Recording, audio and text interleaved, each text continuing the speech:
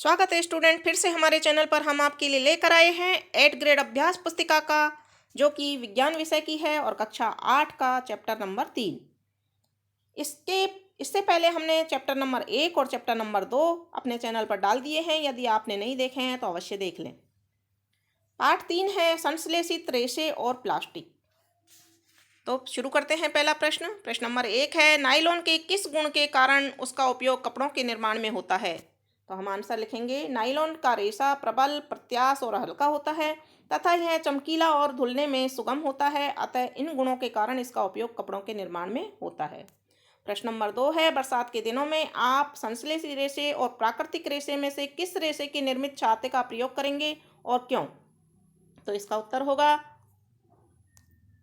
बरसात के दिनों में हम संश्लेषित रेशे से निर्मित छाते का उपयोग करेंगे, क्योंकि संश्लेषित रेशा वाला छाता जल्दी से सूखता है, यानी शीघ्र सूखता है, वजन में हल्का होता है, टिकाऊ होता है, सस्ता होता है तथा जल को अंदर आने से रोकता है।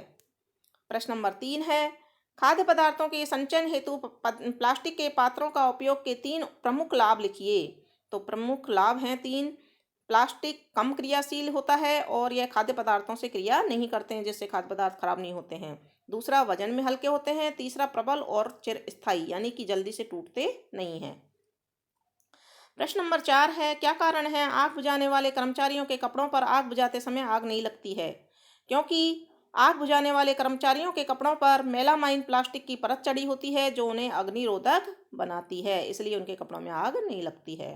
प्रश्न नंबर 5 है, तालिका में रेशों से निर्मित कुछ वस्तुएं दी गई हैं, जिन्हें प्राकृतिक और कृत्रिम रेशों से निर्मित वस्तुओं में विभाजित कीजिए। तो यहाँ वस्तु का नाम देखते हैं।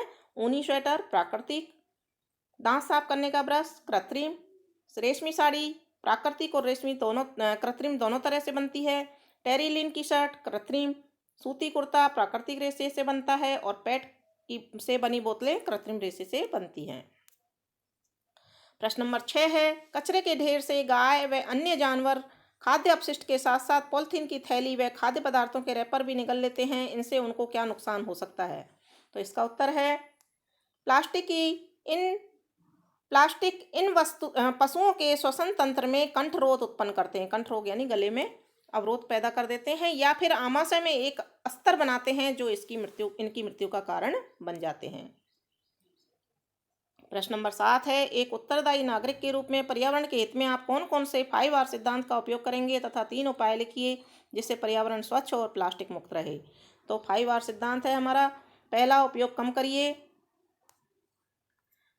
दूसरा, पुनः उपयोग करिए रीयूज, और पुनः चक्रित कीजिए रीसाइकिल, पुनः प्राप्त करिए रिकवर, उपयोग ना करना रिफ्यूज।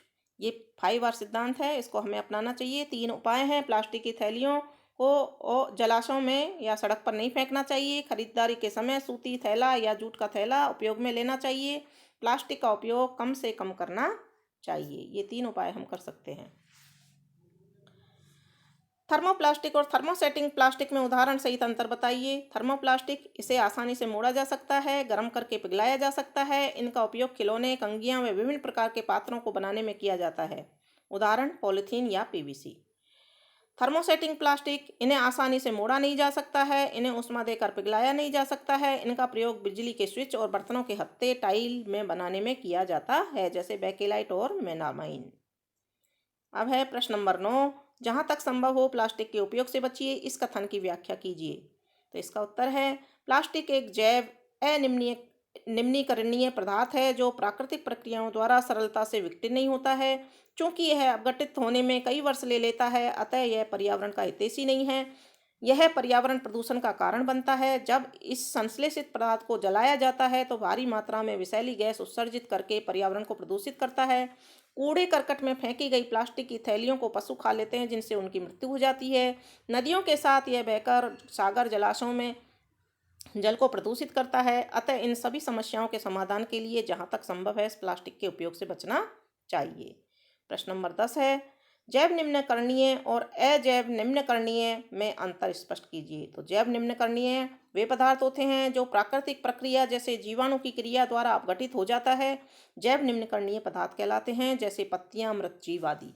और जैव अनिम्नकरणीय या अजैव निम्नकरणीय पदार्थ वे होते हैं जो प्राकृतिक प्रक्रियाओं द्वारा सरलता से विघटित नहीं होता है तथा अपघटित होने में कई वर्ष ले लेता है।